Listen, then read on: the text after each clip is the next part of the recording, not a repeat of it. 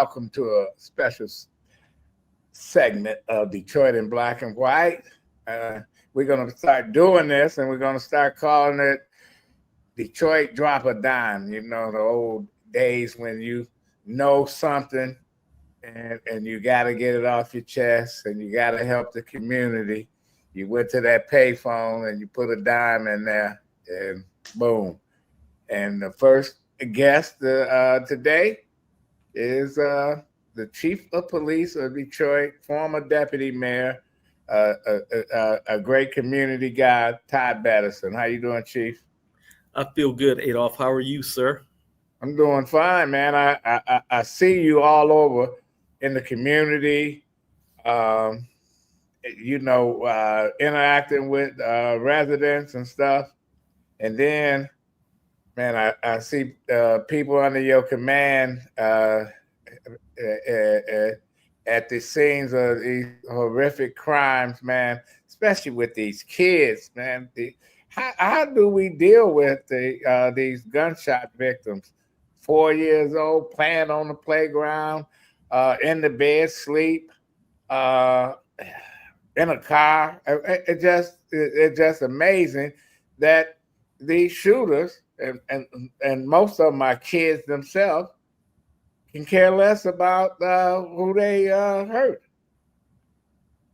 Yeah, you're absolutely right. I was raised by my grandparents, and my grandmother used to always say that a bullet doesn't have a name, and she did an excellent job with me.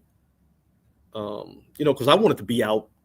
I wanted to. It was exciting. I wanted to go out and hang and things like that. And she worked at the Berrien County Juvenile Center, and so she got a chance to see a lot of the young men that were involved in gang violence, etc. And so, I thank God for having a strong disciplinary figure in my life. You got to have somebody that really loves you and that's going to be a parent and that's going to have that discipline. So I had uncles, I had folks that really poured into me. And where I'm going with that is oftentimes what we've seen recently is a lot of young people that were out past curfew hours, out in the wee hours of the night, and they either become the victim of violence, in particular gunshot, or they're the perpetrator. We actually ended up over the holiday weekend, 4th of July holiday weekend, locking up a 15-year-old who had shot a man in his 50s at a gas station. And we ended up locking up a 14-year-old that was out there setting multiple properties on fire. And then we've had other kids that were shot after the curfew. So one of the things that the mayor and I did was, you see oftentimes when it's a special event downtown, you'll see the chief or you'll see people from the police department say, hey, we need a special curfew for the fireworks for downtown. Well, we got a curfew across the whole city of Detroit. So under my leadership, I really up that as far as the enforcement when it comes to curfew, and not just holding the kids accountable, but holding the parents accountable, because it's parent responsibility. And with that, we are issuing more parental responsibility tickets to hold parents accountable for their kids, because like Adolph, back in the day, you had to be in the house when the street lights came on. Yeah. And it used to be the old saying. What was that old saying of the commercials and stuff? It's 10 o'clock. Do you know where your kids are? No question about it. And we don't have that anymore. And it used to be, if you seen a kid doing school hours, you ask the question, why are you not in school? We doesn't do that anymore. How can we mobilize the community? We did it with Devil's Night. And I remember in the 80s when there was schoolgirl rapes where it was a rash of them. And the late Mayor Coleman Young called everybody together, DTE, Mishcon, etc., and block clubs. And the bottom line was, people were driving around in company cars or with the lights on top of the cars, and and the police sent out their gang squad, and that went away. I'm not saying rapes didn't go away, but those kind of rapes disappeared, and people could walk to school. How do we do that with these guns? I know a cop can't be in your house every night, being a referee. So how do we minimize that? We're doing it. And one of the things that I want to say about the city of Detroit, we're second to none when it comes to really stepping up when it comes to our young people. The amount of support and feedback that I've gotten from the community with the recent spike in whether it's the 2-year-old, 4-year-old, 6-year-old within a short period of time being shot, being injured by gunfire. The clergy, Darrell Woods, who's a vice chair of the Board of Police Commissioners, along with Teferi Brent, they actually hosted a big event downtown at Spirit Plaza where they called all the pastors out. And they're going with an initiative right now. And tomorrow at Church of the Messiah, Barry Randolph is having a event where it's going to connect pastors with schools so that these churches can really start adopting schools. Because when we're talking about young people, we got a lot of churches in the city of Detroit. We don't have as many schools as we used to, but if every church adopted a school and we really start bridging the gap when it comes to our school-age children, whether it's Detroit Public School Community District or a charter school, getting them connected, because what I see with young, our teenagers and even our middle school kids is they really don't have role models and they don't have a lot of hope and they have low self-esteem and they just don't see someone that they can look to. Jesse Jackson used to say back in the day, if you can see it, you can achieve it, but you got to believe it. Well, if you don't see it at all, you don't even know it exists to be able to aspire to it. So we have to get professional. We have to get individuals that are doing stuff positive to be connected with these families. And so that's one aspect of it. And then our community violence intervention groups. We got 6 of them inside the city of Detroit within their area. And I helped birth that program when I was in the mayor's office as deputy mayor, in concert with city council also, because they supported it and approved it with American Rescue Fund Act dollars. But we have areas over 12 square miles, the most violent areas based off of data in the city of Detroit. And these groups have proven effective at reducing gun violence and retaliation. And it's by really working to provide various resources, but also helping mediate disputes, because the majority of the shootings and the majority of the killings in the city of Detroit, it come from somebody feeling disrespected, somebody feeling shame. And as a result, it's the get back. And what happens with the payback of, I'll give you an example with the 5-year-old little Samir who lost his life. I said very early on that we were going to catch him, and absolutely we are going to catch him. Little Samir Grubbs was on the slide, coming down the slide where a stray bullet hit him.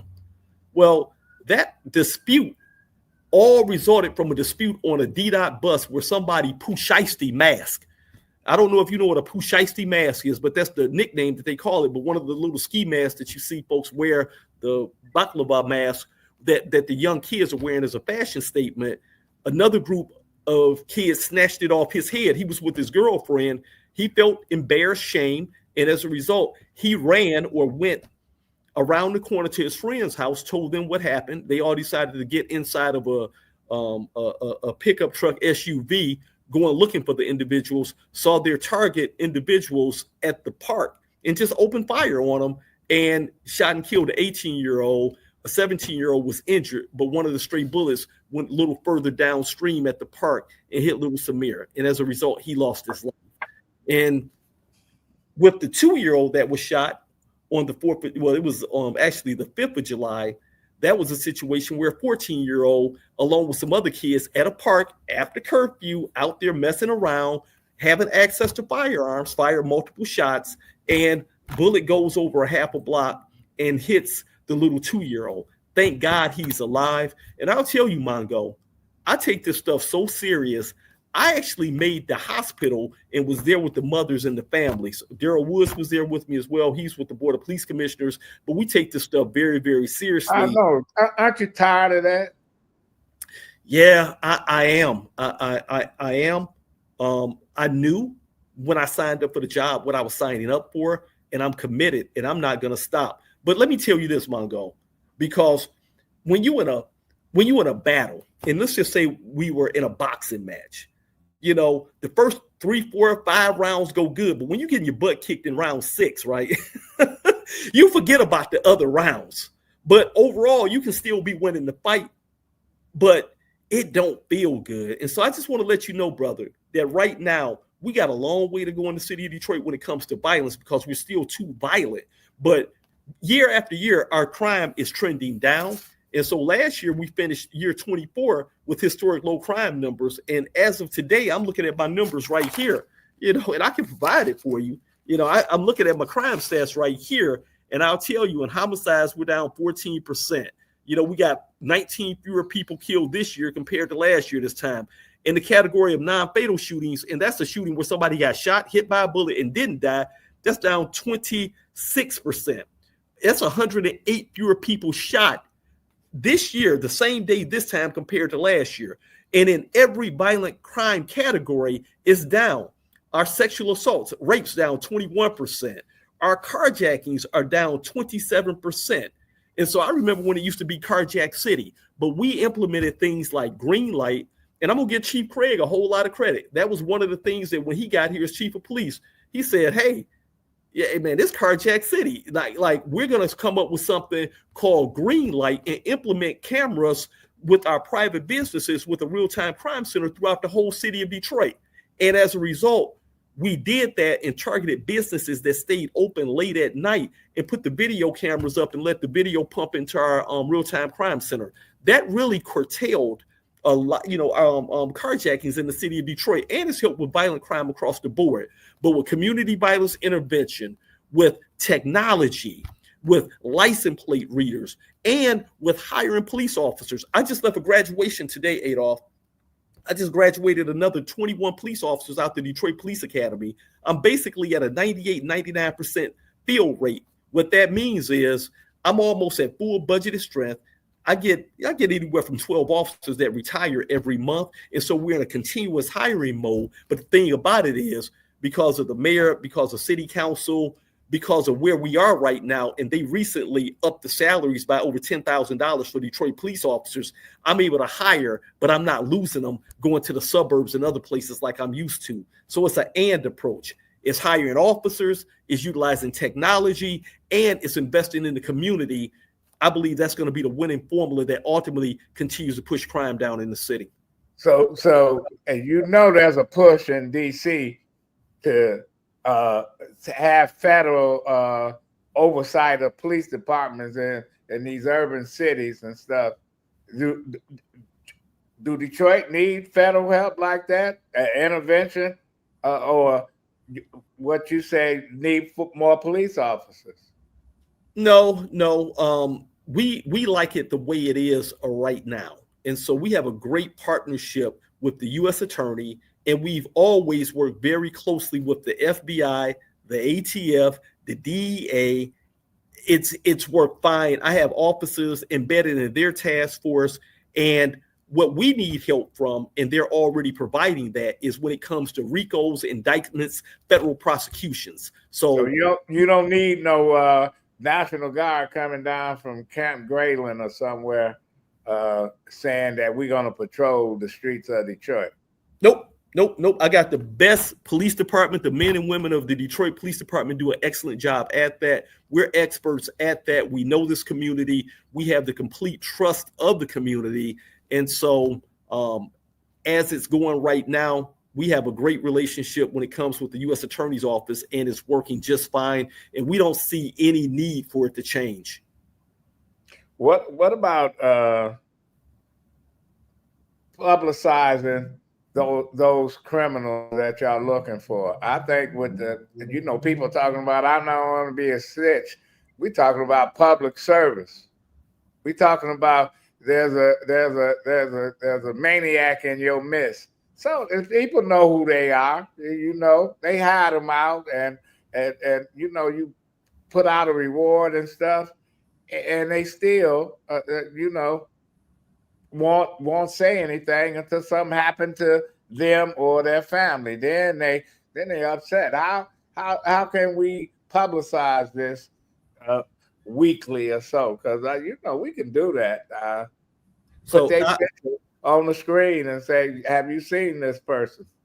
I love that, Adolph, and I have a new media director over here. Her name is Jasmine Barmore, and so she's excellent. I was able to convince her to come from Channel 7 to come work for me, and so we were having this very conversation about doing just that, getting it out there.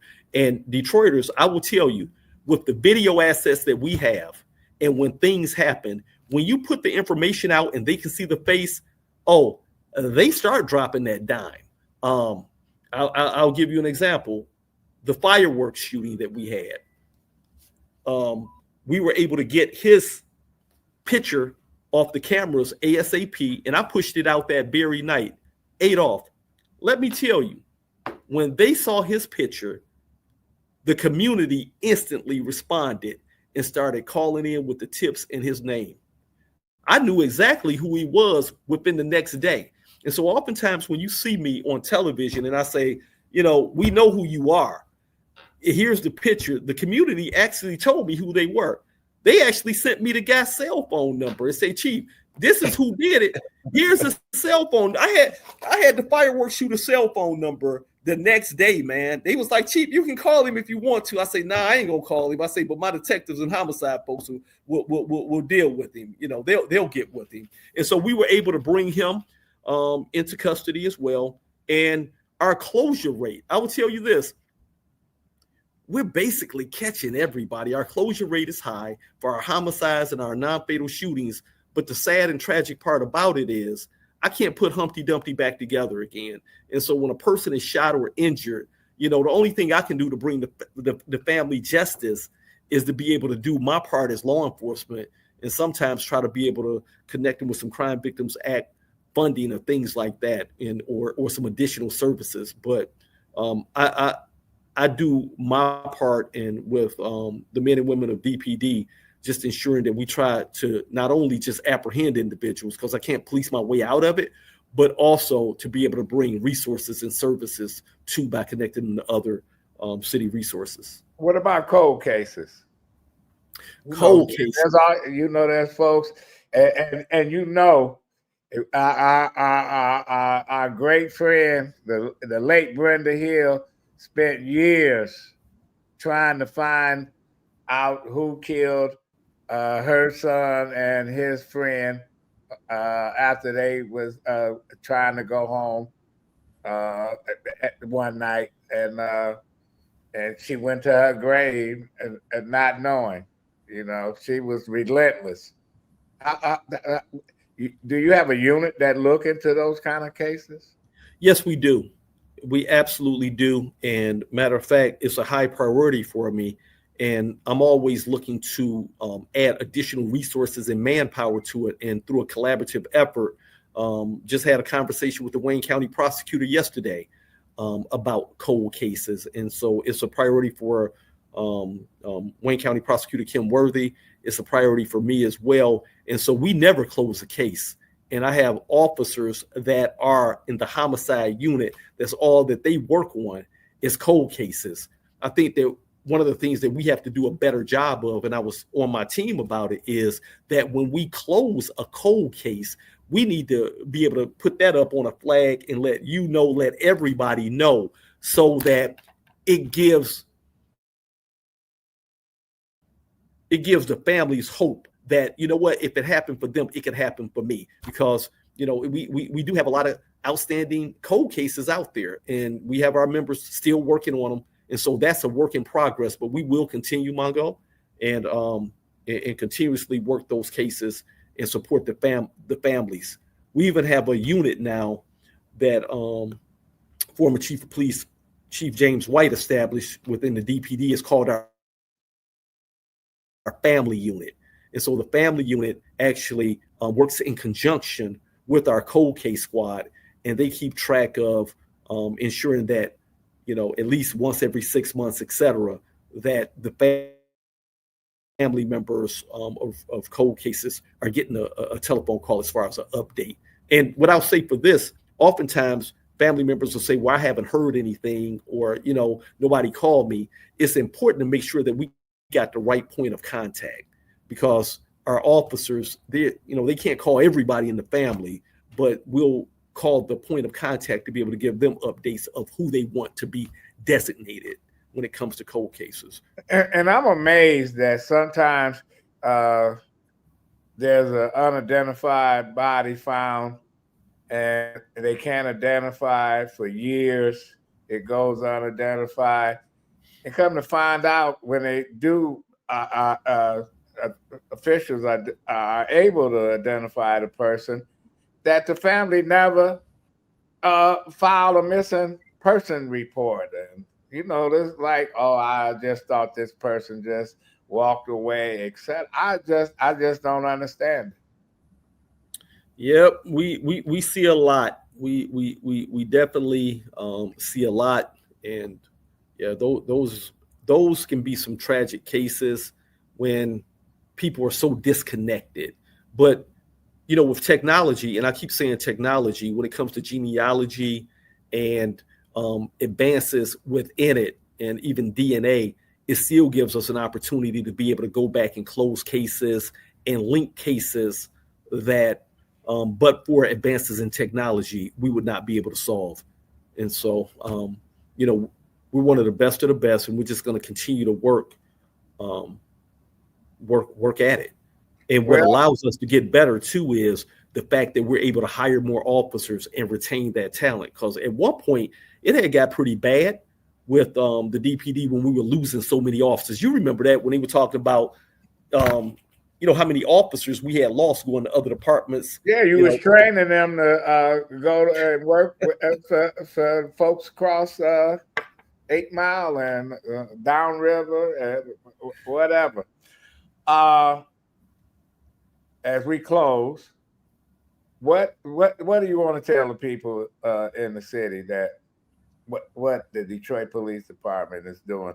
Because I saw a video online where a young guy, he said, "Don't mess with the Detroit police." He said they're not playing, and he said, "You know what?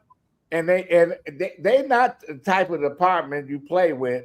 They're not going around shooting people or beating up folks, but if you go at them, they're gonna kick your ass." And he was talking about the concert, Chris Brown concert. He said there was some scuffles and whatever was happening, and he said the police wasn't playing around. How do you stop that kind of mess when you get thousands of people going to a rap concert or a rock concert? Well, I will say this: the majority, 98% of all of it works out just fine. Adolph, you only hear about that 2 to 1% where something, occurs. And so the city of Detroit is the entertainment capital of Michigan. The LCA, Little Caesars Arena, is, if not the busiest arena in the country, because you got the Pistons, you got the Red Wings, and you have all the concerts that are playing there. And so this was a particular Chris Brown concert. And when sometimes you get folks that had a little bit too much to drink, and this was way after the concert, actually, where you had a couple individuals decided to fight, and other folks, rather than break it up, they wanted to record it on social media and egg them on. And our Detroit police officers, doing what they do, they came by to break it up. And then a couple of the people swung on our officers, hit my officer in the head. And unlike most departments, some of these other departments resort to firearms, because we see what happened in some departments, but our officers resorted to the hands. It's called hard hand. That's the technical term for it when an officer throws a punch. That's a hard hand technique. And my officer was injured too. I want to let the public know that my officer was injured in it, but we were able to arrest the individuals, get everything resolved without anybody being seriously hurt. And our Detroit police officers are here to do a job. They will not be disrespected, and they're going to enforce the law. That's flat out. And so I make no apologies for that right there. You know, the guy was giving you the kudos. He said y'all wasn't playing around, and y'all came and y'all stopped all the BS that was going. And so you get the last word. What do we expect next 6 months from the department? And we have to do more, and we're going to continue to do more. And so you're going to hear me use the word AND, because crime is not one thing that causes crime. And so it's not one silver bullet that's just going to fix all crime.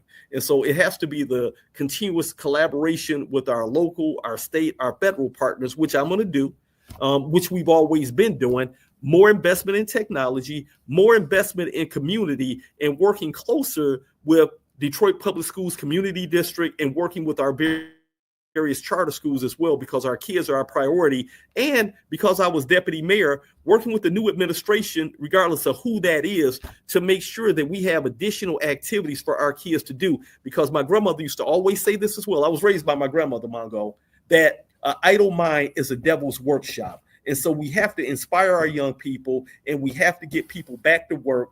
We have to give them something to do. And so you can have the carrot when it comes to disciplinary, but you also have to have the carrot too. I kind of mixed that up a little bit, but you know exactly what I'm talking about. Ain't no question. I had a grandfather who says if you don't work, you steal. So you need to go get a job and or education or whatever you're gonna do, because they didn't believe in doing all that crazy mess. Hey, thanks, Chief Todd Bettison. We missed you coming on Detroit Black and White at the end of every month, man. Got to come back. I'm gonna get back to it. There's no question. Well, you take care, and thanks for taking time out of your busy schedule to shoot the breeze with us. All righty, sir. Take care. Thank you. All right.